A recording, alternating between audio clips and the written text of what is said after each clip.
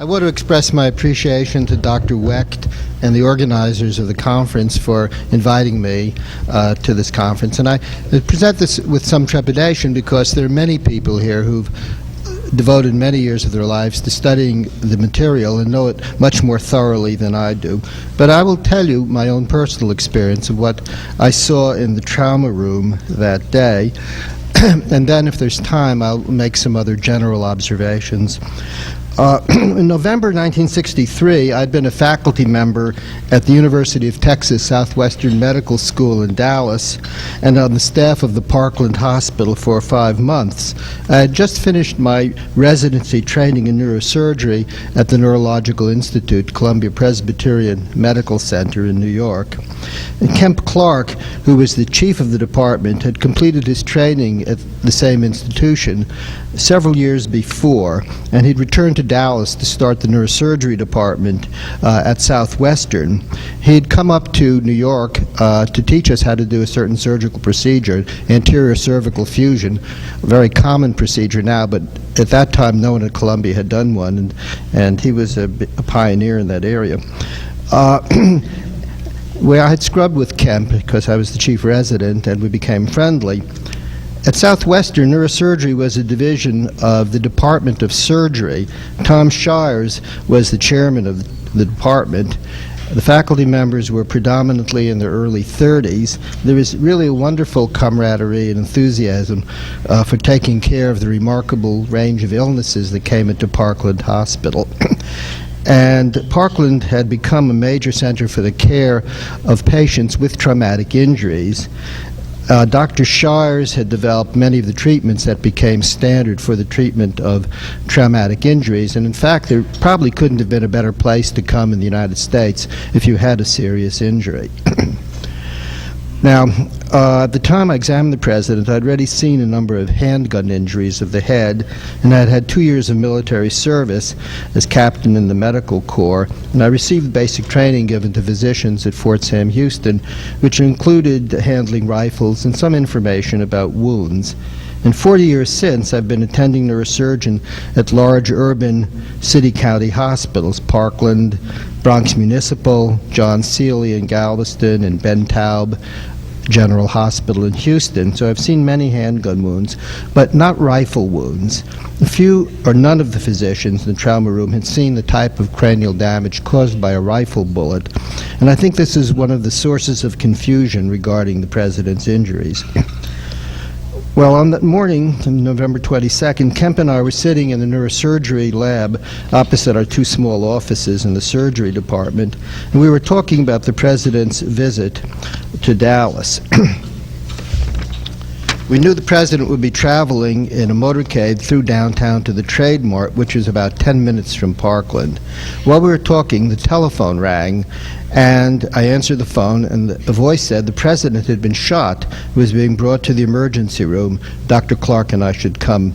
I told Kemp, and we looked at each other, and we said, well, this is just a prank.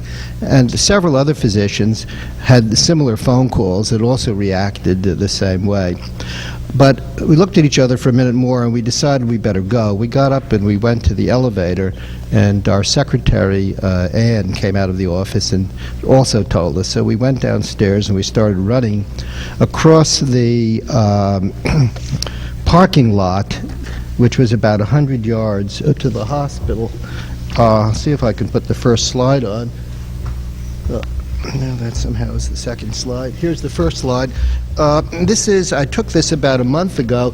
This is the new Parkland emergency entrance, but it looks very similar to the old entrance.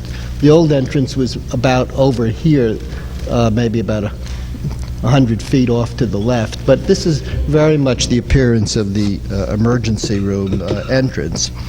And we ran down the corridor to the trauma room, to Trauma Room 1. And this is the current Trauma Room 1. The old Trauma Room 1 was also off to the left here, but it was torn down. But this trauma room, still called Trauma Room 1, looks very much like the old trauma room. It's a pretty small room, actually, and it had the stretcher in the center and had a light above, and various things for resuscitation. And when we got there were a number of physicians there already, all good friends, some of whom are no longer living. Jim Carrico, who became the chairman of surgery there, died last year of lung cancer, of cancer. Jim and Ron Jones, who was a general surgery resident, and Malcolm Perry, who was on the faculty, was a thoracic vascular surgeon, excellent surgeon, had been the first people to examine the president. And as you know, they had found a small wound in the anterior neck, just to the right of the midline, just below the thyroid cartilage. And this was thought to be an entrance wound, which I think was quite a reasonable hypothesis. And the president seemed to be making some agonal, gasping respirations, and he was when we got there as well. Dr. Perry had made a small incision, a horizontal incision, and had done a tracheotomy. We used to do a lot of the tracheotomies in emergency situations in those days. And then Dr. Jones had done venous cut-downs very rapidly. We were also very good at doing that. And they started giving him fluids and connected a respirator. Mrs. Kennedy was standing in the room, and her face was very white, and she was wearing a light-colored suit, and the skirt, the lap of the skirt was covered with blood and brain tissue. It had been noted at that point the president had a head wound, and that his pupils didn't react to light, and that his eyes were divergent, something that you see when the brainstem has been injured. But his head had not been carefully examined, as all the attention had been directed to the ABCs of resuscitation, airway, blood pressure, etc. So Kemp and I went to examine him, and we went behind the stretcher to the head. We stood at the head. Kemp stood there, and I stood over there, just as if I were assisting him at operating, and we lifted the president's head up. It's strange that I cannot remember if we wore gloves or not. In those days, we were not afraid of AIDS in those days, and we would examine many people without gloves. We probably didn't have gloves on. Nowadays, no one would even touch a patient without putting gloves on. But in any event, we lifted his head up, and his head was very thick and brush-like, making it difficult to see his scalp without parting the hair.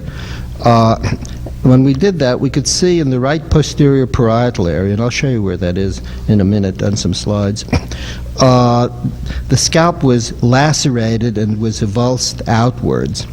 A large plate of bone had been lifted upward and was protruding from the wound. Protruding edge lay superiorly parallel with the direction of the superior sagittal sinus.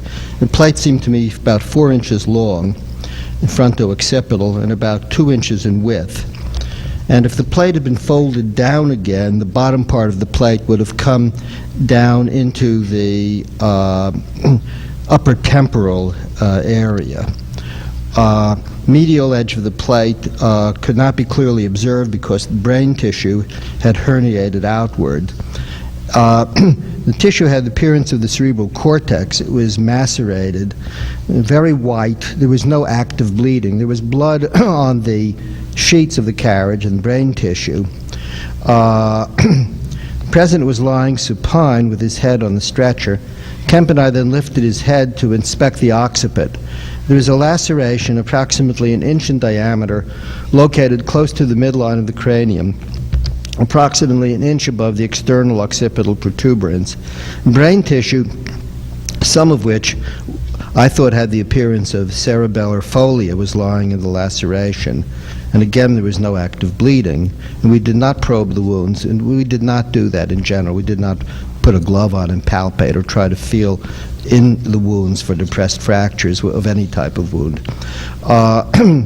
As we thought we would do more damage that way to patients than helping them. Normally we would have x-rayed a patient who had a survivable wound so we could see if there were depressed fragments, but we wouldn't try to feel them, which was a very inaccurate way of doing it. So my immediate thought was that the president had been shot through the occiput and that the bullet had exited through the parietal area. And I also thought that this was a fatal wound. I immediately thought, was there anything we could do to reconstitute the tissue, repair the superior sagittal sinus? But it was clear to me that nothing could be done. Interestingly enough, there was very little discussion among any of the physicians. Everyone was intent upon doing the mechanical things you have to do to maintain a person alive.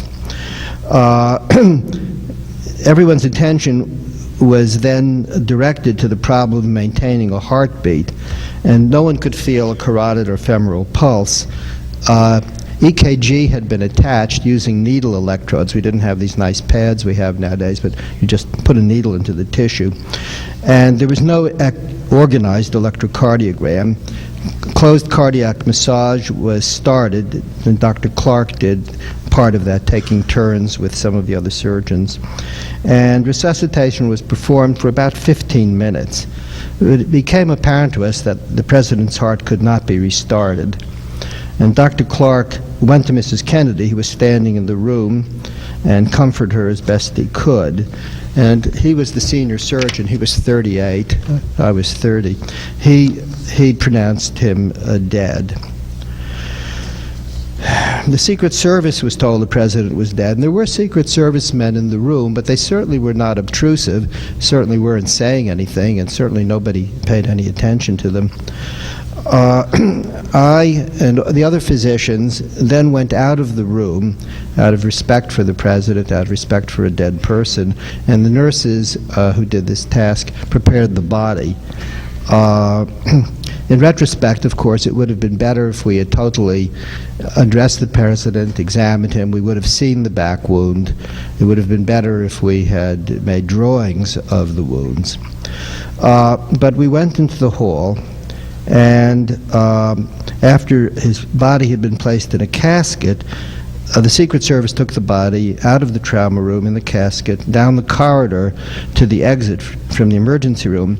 The county medical examiner, Dr. Earl Rose, appeared and stopped in front of the procession, raised his hands, and tried to stop the procession. And he told them under Texas law that they couldn't remove the body, that an autopsy had to be performed on the body of a homicide victim in the county which the death occurred. But the Secret Service agents were visibly angry. They were furious. They had failed in their job of protecting the President, and they simply took him and just smashed him against the wall and just pushed the stretcher out of the exit. So at that time, we knew that Governor Connolly had been taken to Trauma Room 2. He was being cared for by Dr. Shaw and the Thoracic Surgery Service. We were very shocked by the events. Our immediate concern was knowing what would happen to our country. We didn't know whether the assassination was an initial step that would be followed by a military attack on the country, whether the assassination was due to the Russians, the Cubans, the right, or the left, or some hate group. I don't recall any discussion at the time between Kemp and myself or among the other physicians present about the number of shots that hit the President, the exit or the entry wounds, the bullet trajectories, or other issues that have become of such great forensic interest. Everyone was really too shocked to think beyond the event. Other traumatic events followed in the next 2 days, including the capture of Oswald and his being shot by Jack Ruby. I examined Oswald that Sunday morning, just before he underwent laparotomy. He was in shock as a result of intra-abdominal bleeding, but the general surgeons wanted to know whether the bullet had struck his spinal cord, and my impression was that it had not. And in fact, it had not. As you know, there was massive destruction of abdominal contents, large blood vessels. They got his blood pressure up to about 90, but then his heart stopped and they couldn't restart it. Well, I routinely made drawings of the pathological features observed during operations, and if you went to Parkland and got the old charts out, you would see my drawings of meningiomas, of aneurysm operations, of gunshot wounds of the head, as I'd been taught to do this by my chief in New York, J. Lawrence Poole, who was a really wonderful artist. And I regret now that I did not understand how important the drawings of the wounds would have been in the light of the subsequent uncertainties about the autopsy. But I was caught up in these events, and I had absolutely no inclination to make drawings or write down my observations. Warren Commission called Dr. Clark to testify, and I was not called, but I was content for Dr. Clark to describe the events of the day. In fact, I did not even read the Warren Commission or any of the literature about the assassination until this year, when I started to write this, which is part of an article about the assassination, which is published in the official journal of the Congress of Neurological Surgeons, the journal Neurosurgery. My co-authors are Dan Sullivan, the managing editor, and Rod Faccio, associate editor, and Mike Levy, who is a neurosurgeon, University of California, San Diego, who's been very interested in the autopsy. So throughout the years, I received many inquiries about what I saw that day, but I almost always declined to answer them. An exception was a telephone interview with Ben Bradley of the Boston Globe, who included my comments in an article published in the Globe in June 21st, 1981. And Mr. Bradley described the discrepancies in the testimony and the autopsy findings regarding the location of the President's wounds. It was a synopsis of interviews with 14 doctors and nurses in Trauma Room 1. In 1997, Douglas Horn and T. Jeremy Gunn, who are on the staff of the Assassination Records Review Board, interviewed me at my office in Houston, and they brought copies of the autopsy photographs and drawings, and I made drawings of the wounds as I remembered them, and they also tape recorded my interview. And this is what I drew for them, and this is my recollection. This is the standard anatomical plate of the back of the head, and I recall a wound here through which I thought the cerebellum, and I told people that I thought I had seen the cerebellum, my friends at the time, and that the bullet had gone this way, it exited that way. Next slide. Here. And this is where I saw the blasted out bone. This was clearly an exit wound of bullet fragments and the explosive contents of the brain, driven out by the tremendous pressure that develops in a skull when a bullet is fired into it. Now, are there problems or discrepancies? Yes, there are. In looking at the photographs, at least that are available to me, of the back of the head, I cannot clearly see an entrance wound in the occipital area.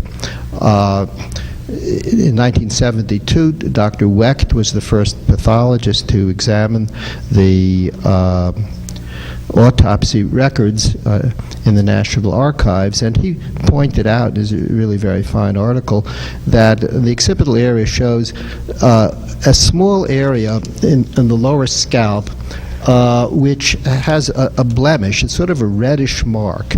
Could this possibly be an entrance wound in the scalp that had been cleaned and combed, the hair combed down? Possibly.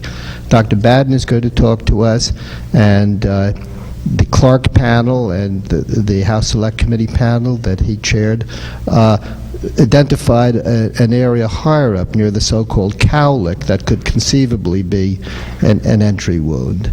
But I would say for myself, I would like to have the opportunity to see whatever photographs still are available to try to make my own mind up. And I would say the same for the x-rays. I'll show you one of the x-rays later on, but let me go on now and make a few other sort of general comments as to perhaps what could a neurosurgeon add to the analysis of the wounds. I went to Dallas, actually for the first time that I've ever been in Dealey Plaza, even though I lived there for many years. And this is taken from where the headshot was, and we see the 6th floor window, and we see some other windows. The trees were not as high then, but we see some other windows. We see a window on the west side, a low window. Several other places gunmen could have been. We see the Daltex building. This is about another 100 feet farther on than this site. But there are several sites, but there are actually not too many sites from which a gunman could have shot, or several gunmen could have shot. This is a view of the so-called sniper's nest or lair with the boxes piled up. I think we do not know if the boxes really were in this position exactly on that day. They seem to probably have been moved around a bit. And this, just for those who might not have seen this, if there are such people here, is a view not from the sniper's lair, but from the window next to it, as you can't go into that room anymore, just showing approximately, that car is approximately at the spot where the headshot occurred.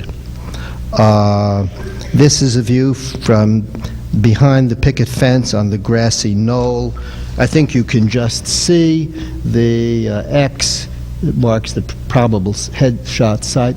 This is about 100 feet, as someone said this morning as well. I think for a gunman to have shot from here, you can't shoot between these slats or pickets. You'd have to have the barrel of the rifle extending out into the grassy knoll area, and you'd have to do some tracking. The limousine was traveling about 15 feet per second, so the gun barrel would have to protrude and track to shoot from there. This is a drawing I made showing some angles. This is the Texas School Book Depository, and this is the 6th floor window. This is the axis of the limousine.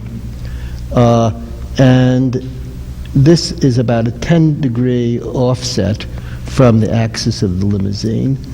A shot from the west window, 2nd floor, is about 28 degrees. And this is actually not a very good place to take a shot from, because you can't see the limousine coming unless you had someone with a radio controlling you. This is actually an excellent spot because you could see the limousine coming down Houston Street and turning, and then you could track it quite a distance. Here you could only see the limousine for a rather short time until you had the opportunity to shoot. Here is Zapruder, 75 feet from Zapruder to the X in the street. And you can see also how close it is from the picket fence, grassy knoll, to Zapruder. This is only 60 feet. So as people have said, this is actually quite a small area, though the impression you get when you do reading about it is that it's much larger. It really is quite small. What else could be thought about or contributed? What I've tried to do here is perhaps put down a framework for thinking about this, because people have asked, well, what could come out of this symposium? What new things could come out of it? I think one thing that could come out of it would be some sort of generally agreed upon framework of discourse. And this is a diagram which I think, I'm not claiming it's correct or even original, but I think it provides sort of a framework of discourse, because everyone seems to have a different framework. You might think of this as like a map of a chromosome. Where are the genes located? The genome has been published, but even the people who published it don't agree completely about where the genes are located, but at least they have a common map and they can discuss it. And what I did was I went up there and I took a GPS a device, and I took a laser rangefinder and I measured some of the distances at angles. This is the height of the Texas School Book Depository, and the 6th floor window is at about 60 feet. Elm Street declines about 17 feet over 300 feet, and it is a 3-degree angle, as the FBI said. I measured this with another device. There are different spots where people have claimed that different wounds occurred. I would just concentrate over here at this point. This is where the headshot, I think everyone agrees at. And I measured 273 feet. The FBI measured 270 feet. I think one of the things that could be done if this were to be reinvestigated would be to have really professional surveyors resurvey all these angles and distances. I obtained an angle from the window to the locus of where the head was, which is probably about 5 feet above the pavement. I obtained a 12-degree angle. The FBI obtained a 15-degree angle. Here we have the Zapruder frames correlated.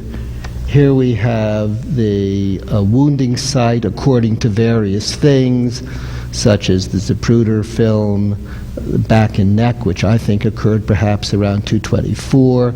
Other people might have thought it was behind the freeway sign at 210. Other people might have thought it was even earlier. We have some times calculated backwards from the headshot. Now, are these correct? I wouldn't say they're correct, but I think I've never seen it laid out clearly this way before, and I think this is absolutely needs to be done if there's going to be any sort of resolution. Finally, what else might a neurosurgeon be able to contribute to this by a neurosurgical viewpoint? I will go back just a few films here and say the way a neurosurgeon looks at the head when it begins to operate is that you establish a normal baseline. This we do when we do so-called stereotactic surgery. There is an anatomical baseline of the skull which involves drawing a line from the inferior margin of the orbit through the external auditory canal backwards. This is called Reed's baseline or the Frankfurt anatomical plane. And this line comes out always about a centimeter, within a centimeter of the external occipital protuberance, also called the inion. And so this is, if you draw this line on people, this is parallel to the ground. People carry their heads so that this line, if people are healthy, is parallel to the ground. So if you want to know what the position the head is in at some point, say when the person has been shot, you need to construct this line. And that is what I've done here on frame 312, which is an 1/18 of a second before the fatal shot. And you can see the line is going from approximately the external occipital protuberance of the inion through the external canal, through the orbit. And this is 26 degrees tilted downward with respect to the side of the limousine. And the limousine, we know, is tilted downward 3 degrees to the horizontal. So I think we have to consider this in any discussion of the president's head wound as to where was his head when he was shot. What I've done here then is to take the skull film, the lateral skull film taken presumably before the autopsy began, and put it in that position. This is the orbital rim, this is the external canal, this is the external protuberance. I've tilted this down 26 degrees with respect to Elm Street. And then I have drawn 2 entry wounds, one at the autopsy entry site, which is about a centimeter above the external protuberance. This is a line at 12 degrees. And here is the Clark, Dr. Baden's panel site. You notice this, how the skull is lifted off there at that point, is going forward. And this is the area which I recall having been blasted out. So I think this is something for us to consider and think about when we think about the wounds. I will make one other comment. If you notice how dark the skull is in front here, and people have made the comment, this is obviously, the skull is obviously missing at this area because it's totally black or dark. This is not the case. You show this to any neuroradiologist, they'll tell you that this is an artifact of the windowing or the imaging. These images of these x-rays were digitally enhanced, and it's very easy to produce this. You could do this at home on Photoshop by taking a skull film and simply changing the contrast or the windowing. The bone in the frontal area is thinner, and you can make it disappear. You can see on x-rays various holes or dimples. People have said these are entrance wounds. These are not. These are normal appearance of the occipital area of the skull. Also, there was air inside the skull in this area, which also makes it less dense. So those are, I think, perhaps some things that neurosurgeon could contribute to the analysis. And I would say, finally, besides trying to develop some sort of common framework for discourse, I think it would be very important if people who had serious interest in studying this could have access to the original X-rays and to the whatever photographic images are available. Thank you very much.